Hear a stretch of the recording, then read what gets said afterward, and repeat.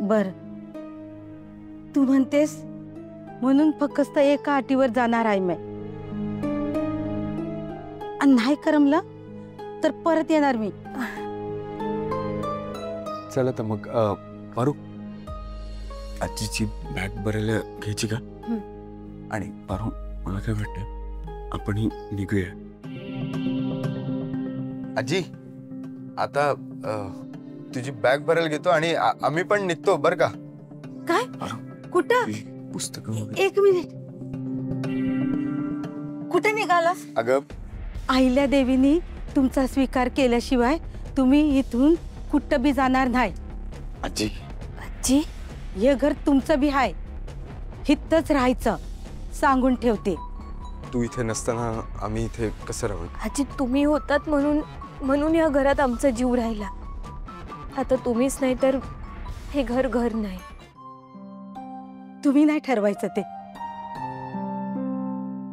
मी सांगणार. तुम्हाला हित राहण्याचा अधिकार मी दिलाय. अरे, रक्ताचं कोणचं बी नातं नसताना पारून स्वतःच्या बांगड्या माझ्या आजारपणात घाण ठेवल्या. आणि तू पुढच्या पोरागत मला घेऊन धावत होतास. मी आंधळी असले म्हणून काय झालं?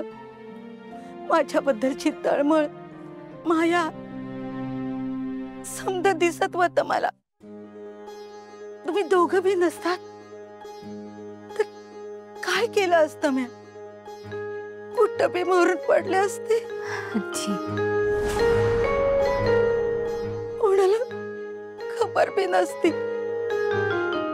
तुम्ही माझा जीव वाचवलात. या घराला घर पण दिलं.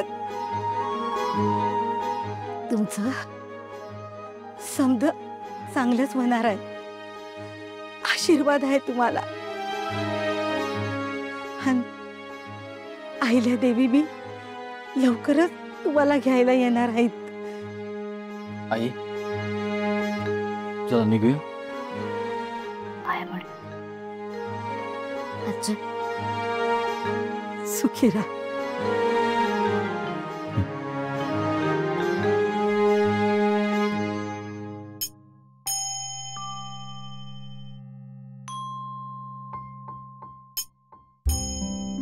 हे तेरे बाबांनो, लई साथ दिली तुम्ही, खूप मदत केली तुम्ही.